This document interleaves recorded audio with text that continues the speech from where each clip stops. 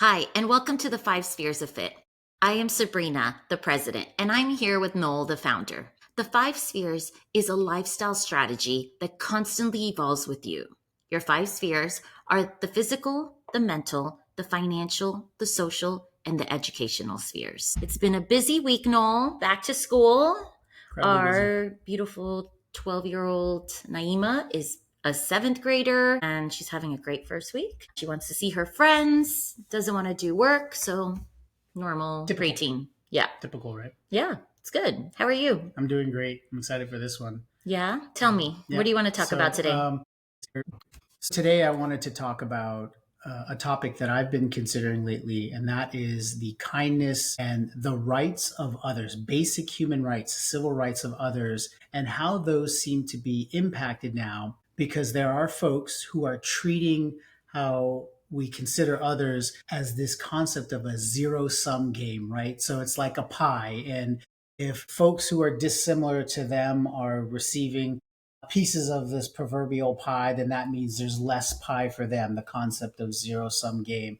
And I want to talk about that specifically and how that impacts your five spheres. I think this is a topic that is prevalent because of kind of how we're seeing the world evolve here in the United States and some of the terrible things that we're seeing happening to others because they are dissimilar, maybe from the majority. And it's just kind of sad to see. So I wanted to kind of talk about that, share some of maybe my opinions, but also strategies on kind of how to deal with that and why you'd want to maybe make a change if you're more myopic in your viewpoints because of the damage and the detrimental impacts it has on your five spheres. Okay. How would you like to begin this? Would you like to talk about some examples of differences that we see in this country? Sure. Or would you like, let's start with examples and then we can talk about and go through each sphere and how we could talk about how people see these differences create a shift in the sphere. Sure. So, one of the hot button topics during the most recent presidential election, of course, was this discussion around transgenderism and the impacts that it was having on young people and society in general. And I think the prevailing opinion was that no one really knows exactly how they feel, but are being told to feel a certain way because of whatever political party they identify with. At the end of the day, my personal opinion is that I know that life is really difficult and I can't imagine, being in that situation, but I certainly don't have necessarily an opinion on the matter because it doesn't directly impact me in a way that forces me to have to deal with it. And I think we're kind of taking on that discussion as if it's changing the world. People want to be happy. And if someone wants to identify a certain way, I'm perfectly okay with that. It doesn't impact me in the way that Let me ask you though, others. it doesn't personally impact you. What we know people who are offended because the way they live their lifestyle may impact their children and Understood. influence their children. I don't feel that way. I'm putting it out there, but we know people. So what are your thoughts on that? Right. So, I mean, that you could say that just about anything, and come up with, well, in your mind, what would be a plausible reason as to why you could be offended by it and why it shouldn't happen or continue because it offends you. And that's not really how we're set up as a nation. We all have basic civil rights. We all want to hopefully be kind to one another. And while I might disagree with you in the way you lead your life and the things that you do, I also don't feel it's my authority or my right to dictate how you lead your life. Now, if you are doing things that stop me from living my life with the rights that I'm entitled to, well, then that's different. Right. But that's not what's happening here. Yeah. Right. Yeah. And this is just one example. I mean, if you go back 40 years ago, there were Americans who were upset at the fact that one race of person would marry another race of person, right? I think people still get upset about that. I mean, where it's not what it was in the 60s, but. Right. So when looking back on now, we realize hopefully how foolish that was.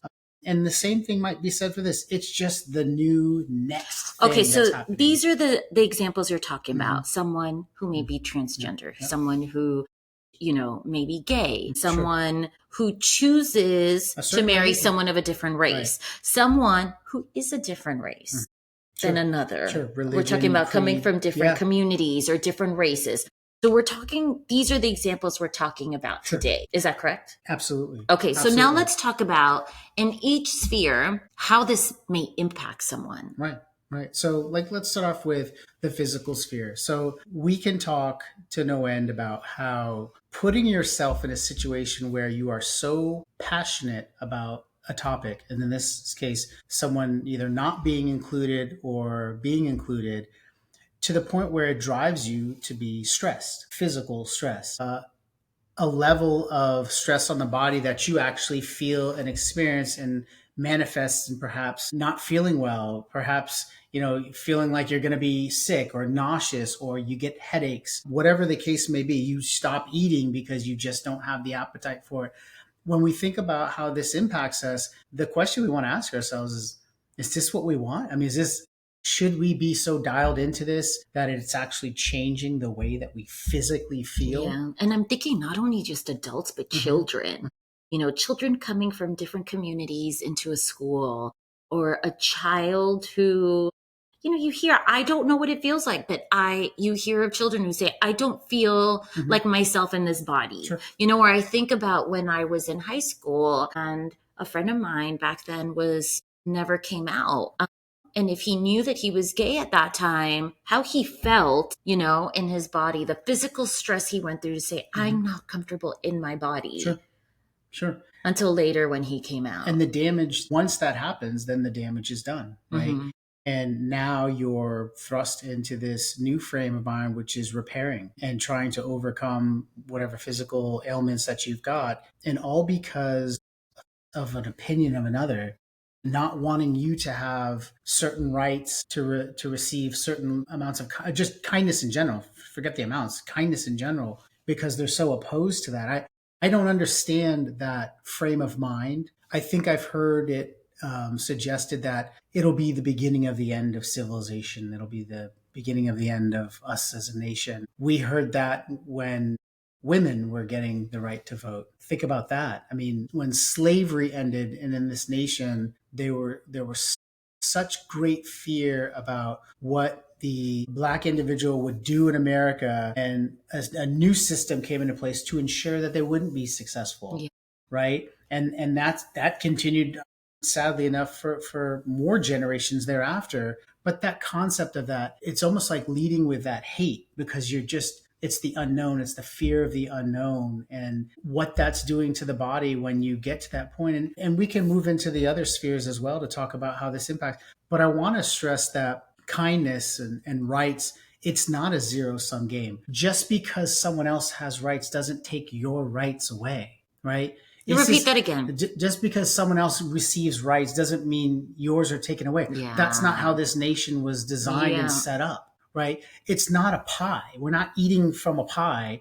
And so if I eat some pie, there's less pie for you. That's not how this works. And when we treat that concept of, well, I don't think you should have these rights because it feels like my rights are being taken away. But it's like, no, that's not how it works. You had made a point right now about the opinion of others and how it affects us physically. And we could roll into the Mm-hmm. mental sphere Sure. because, probably affects us even more mentally when opinions of others affect us. What gets to me is that we're not even talking about the opinions of people we know. It's not even, our circle, our village, our community. It's other communities, Sure. other people, across the country who have opinions about, a group. And we don't, this group doesn't even know them, and they're No. affecting them mentally and physically. I would challenge to say that probably most people don't know someone who's transgender, if we're using that as an example. There was a I statistic don't. about the number Thinking. of Division I college athletes, and I forget the number, and I may be misquoting here, and forgive me if I am, but I want to say it was something like several 100,000 athletes, and there were 8 transgender athletes. 8. Just 8. And statistically, when you look at that, I understand that argument. I get it. But when we're talking about the rights of individuals just to be in a community or to be respected, that bothers me on a human level. And we can debate, obviously, the abilities of men versus women. I get all that, but that's not what I'm talking about here. I'm just talking about just the human quality of kindness and the legal rights, these civil rights that one is deserving, regardless of their background and the way they choose to lead their life. I just think it's so un-American to have that. It's like you can't cherry pick the things in the Constitution that you like that serve you well, and then say no, well, someone else shouldn't have that, or this shouldn't apply to them, or I forget that. We could say the same thing about how we use the Bible or the Quran or whatever religious dogma that we're going to rely on. You don't cherry pick the things that you think are effective and you believe in, and then the rest, screw the rest. That's just not how it works. Yeah. You talk about the American way, and my parents became U.S. citizens, I believe, in 1995. It was 95. 95. Yeah. And then soon after, it was when George W. Bush ran for the presidency, and I was in the car with them in Miami, and on the radio they were talking about gay rights. That was one of the issues being discussed. Oh, yeah. And I asked my parents, older generation, they're in their mid to late 70s, they are Indian descent, just a more conservative generation or culture. And I asked them, what are your thoughts? Of course, they were much younger back then. That's true. That's true. Good point. About our age. Yeah. Right? And so they said, my mom right away said, no, it's wrong. It's wrong. And I said, but why? And she couldn't articulate as to why. And that's, you see that a lot. Yes.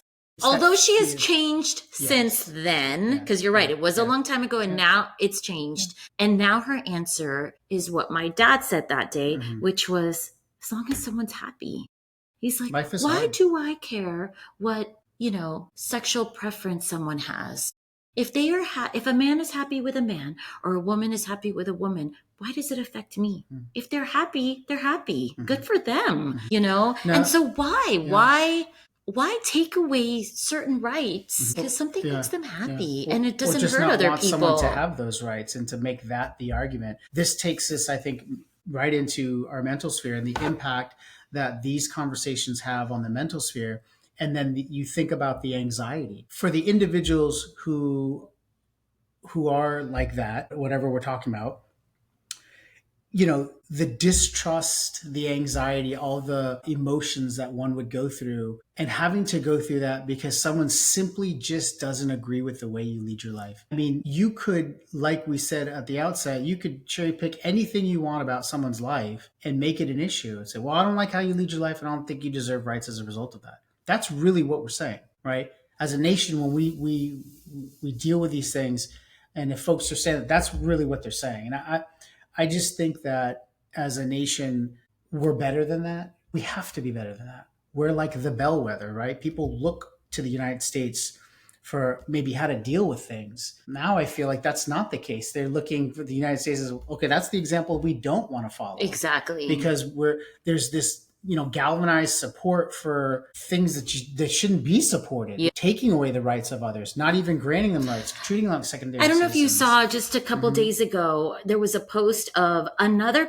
pastor, I'm going to put that in quotes, who very conservative. I don't even know what his name is, where he's from, because I did not want to even learn about who this man is.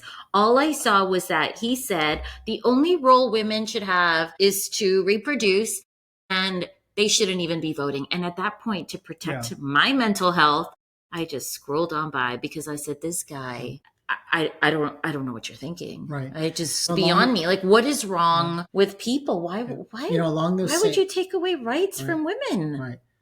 Along that mental sphere consideration, when you bring up a point like that, and it's sad that it's 2025 and we're actually having that discussion. Yeah.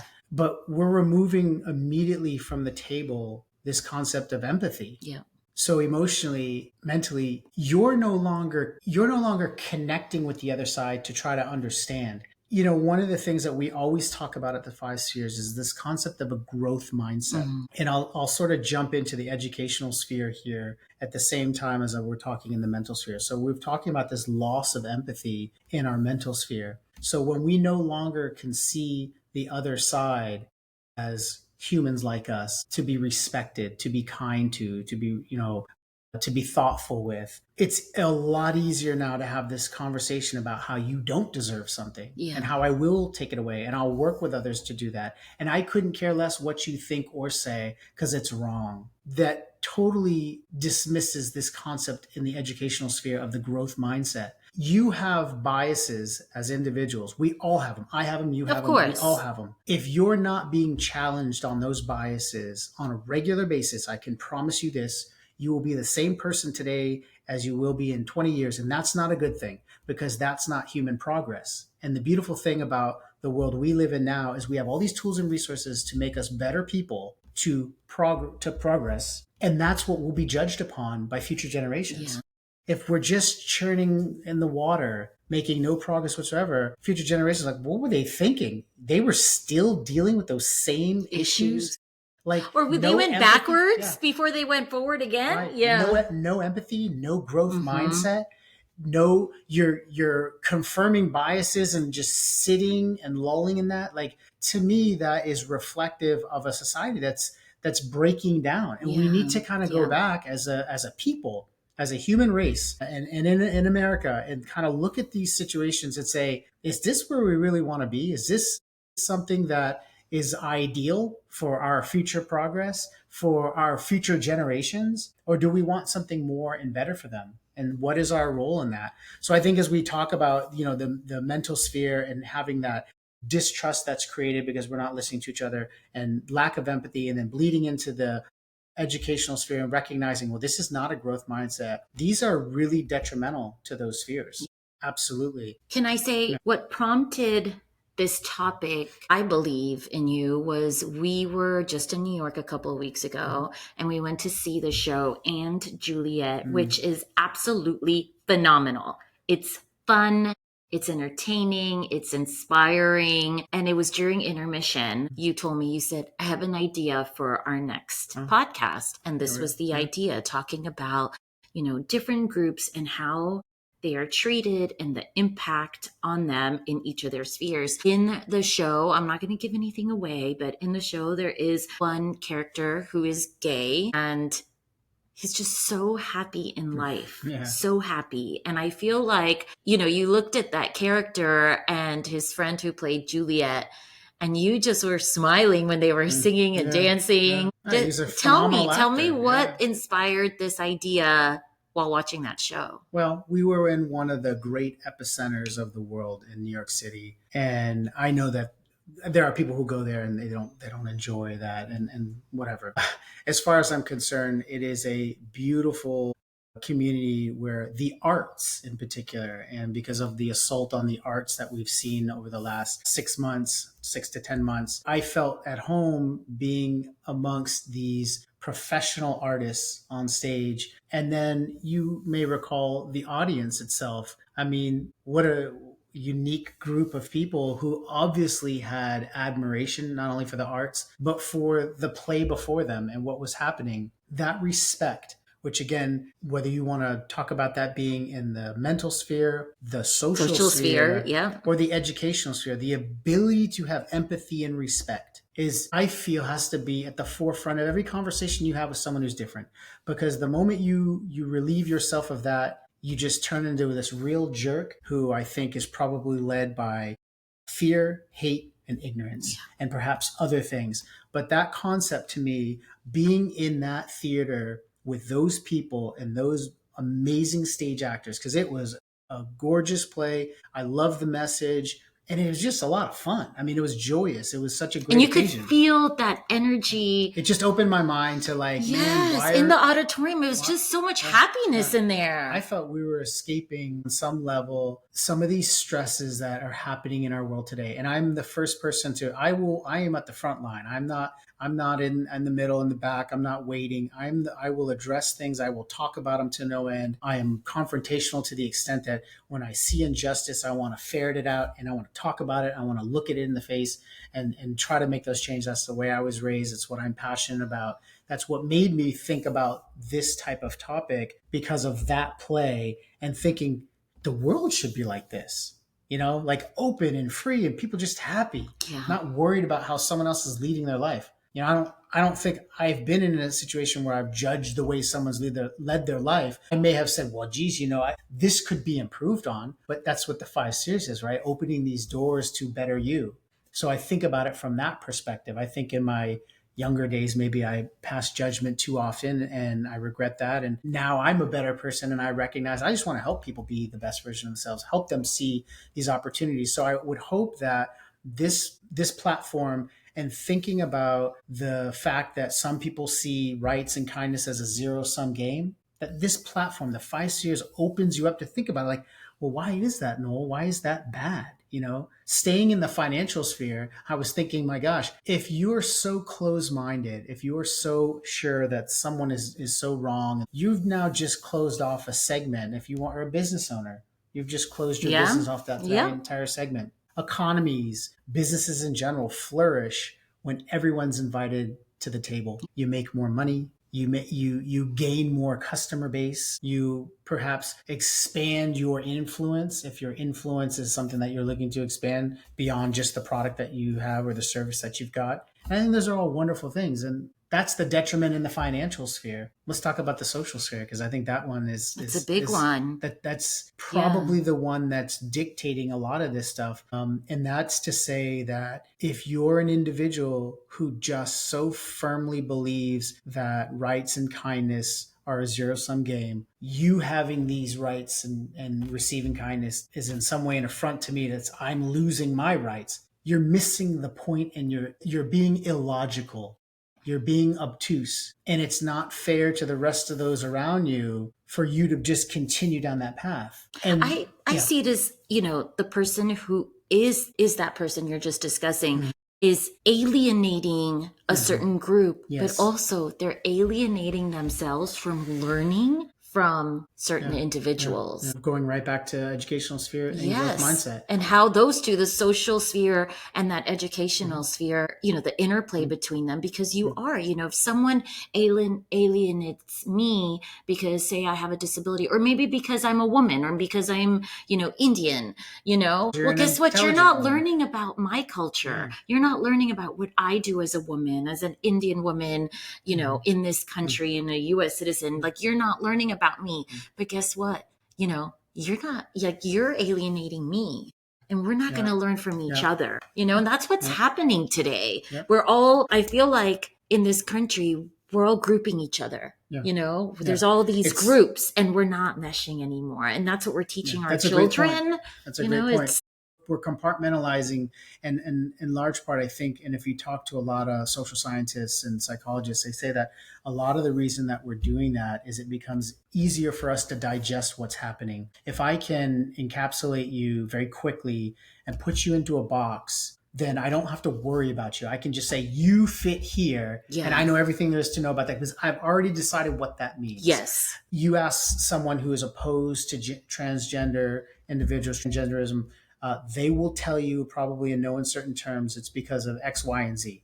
And they're so sure that those are the only definitive characteristics as to why that would be the case. And the unfortunate aspect of that is these are people. These aren't things that you put into a box. These are people. And if you don't have the fruitful discussions to learn more about something, then what are you actually doing? What you're doing is you're socially isolating. Yeah.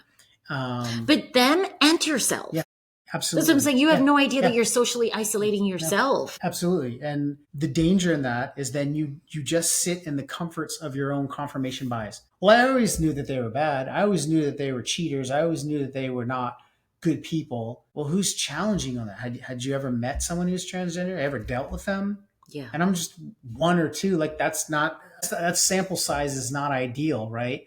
People used to say the same things about people from other cultures, women and men, people who lived in different parts of the country or different parts of the world. You make these generalizations because you're more comfortable doing that. And if you could dismiss someone, it was a lot easier to then treat them with scorn, to deny them rights, to treat them unkindly, because you had that confirmation bias in a manner in which to to act upon them rather than have a conversation and learn more. Wow, as a highly educated female who's Indian, raised primarily in the United States, owns your own business, tell me what your perspective is. Mm-hmm. Because my God, I can only imagine how different it is than mine. However, we also will find some real common ground because that's how it works. And that's a beautiful thing. And Instead of just making a judgment about me. Yeah. Yeah. When you see me, It's ask me, talk to me. And these are conversations that have to be had. And if they're not being had, we're failing as a society. Yeah. The beauty of being an American is you have all of this opportunity to access resources, education, and lots of different people from lots of different places. We are not a homogenous community. We're lots of different people, and that's the beauty of us. There are politicians. I remember H. Ross Perot ran for president in 1992. He talked about this. He was a fairly conservative guy. He talked about this importance of diversity. He didn't run away from the question either. Not the way they do now. Now they talk about it as if diversity is this bad thing. I remember the former Secretary of Transportation, Pete Buttigieg, right under Biden, was talking about DEI, and he was discussing this from the frame of, well, what's the opposite of DEI? I mean, if you don't DEI, the concept of it, are you saying you support because isn't that just taking steps backwards? We are. And for what? Yeah. Right? Like, the beauty of our nation is we are a collection of really great people from lots of different parts of the world, ethnically, culturally, who've come together and built this amazing, incredible nation. You can't go anywhere in this country and say this area was solely developed by this one culture and that's it and it's done. Outside of the Native American culture. Yes. Right. Yeah, of course. And that's just it's truly challenging. I didn't know where you wanted to go with this topic, but I think I'm having like a visceral response to it because I can feel my heart really beating because it's such an important topic right now. And I feel like everyone needs to have a heart and more empathy towards each other right now. And I don't know how you teach that. Yeah. I think the beauty of our platform, using the 5 spheres to navigate topics like this, it opens you up to thinking about why they matter. And this goes back to the original comment I made, which is I think people compartmentalize because it just makes them feel better. Like, I know that this is how you all are, and so I can just stick you right in that box. I don't have to worry about what other things you might say. The 5 spheres is kind of opening, says you're going to consider a topic, and how does this impact each of your spheres? How detrimental is the mindset that a zero-sum game is appropriate for rights and kindness to others? So I think if you have judgment about a group, you think about how say I have a judgment about a group, I need to think about how my judgments, okay, I'm going to start over right there. Give me a second. I think if I have a judgment about a certain group, I need to think about how my 5 spheres are impacted by those judgments. And then on the flip side, I need to think about how that group's 5 spheres are impacted by my judgments on them, correct? And you're using a very objective standard, I think. Yeah. Subjective for you, but when you look at for someone else and you're applying that 5 spheres to kind of how someone else is being, you can see where things can go wrong and maybe not be ideal for that person's 5 spheres. And I think that's what is so great about it, is it gives you this frame of reference in which to evaluate. And we talk about how do we organize, evaluate, and problem solve. And when we take a topic such as this that can give you a visceral response, it makes you feel that burning passion inside to talk about it, to be open. And I think that's what's happening. The 5 spheres is a great way to sort of organize those thoughts. Like, why am I feeling this way? How come they don't know that? Oh, well, you're tapping into your physical sphere, and now you're going to the mental sphere, and now you're talking about the educational sphere. How come they alienate? Now you're talking about the social sphere. Like, you're moving through those spheres, and then to utilize that to continue to have a fruitful conversation, that's really great. I think that's really, really great. And I love that we have this, and I love that this is an opportunity for people to learn about 5 spheres, to apply it to different types of conversations like this. Yeah, I'm really happy you brought this up. And I hope we could carry this conversation in another episode so that we continue it. I mean, this isn't a one and done Yeah, maybe topic. there'll be a part 2 Yes. to this, and we'll take a deep dive, and maybe we'll pick one specific area and just really focus in on it and show you how the 5 spheres are impacted by different conversations and how you can sort of navigate this. Because I know a lot of people get troubled by this. Your mom, I want to share this real quick. Your mom was talking to me not too long ago about a recent visit she had with some family members, and they moved the conversation very quickly to very contentious political conversation. And I remember your mom said, and I was very flattered by this, but I understood what she was really asking. She's like, Noel, I really wish you were there because I couldn't think of all the things to say to rebut what they were saying, or at least be heard. Right. And I thought, yeah, that would have been neat. But at the same time, though, I have actually decided that for my own betterment to kind of stay withdrawn from this conversation. And for your mental health. Because I get nothing from them. Yeah. Oftentimes start coming across like I'm a teacher, like I'm a political scientist, professor. And that's not comfortable for me. I don't want to do that. And then you reach out to people and they poo-poo away because no, forget that. And it's like, you know what? I can't help you. Yeah. And I want to learn from people for your mental health, for your social health. It's, it could be pointless. It's probably in that instance, it was pointless for and you've had that. I know you've dealt with that on many levels in many situations where you become a little bit more withdrawn because the time and effort and emotional strain that comes from it, it's just not worth it. If the person's just going to talk and not listen, there's no point. You have to come to the table ready to listen. You may not agree, but listen to each other, listen to what other people have to say. And I don't think we're listening enough. I agree. Well, this is definitely a topic that we can continue with down the road, maybe do like a part 2 or a part B to this, and with maybe give you some specific examples to kind of talk out, and you'll see how the 5 spheres is at play. Yeah. Thank you, everyone. Yeah, thank you. I hope you enjoyed this one. Keep using that big heart of yours and listen to others and empathize. So have a great day.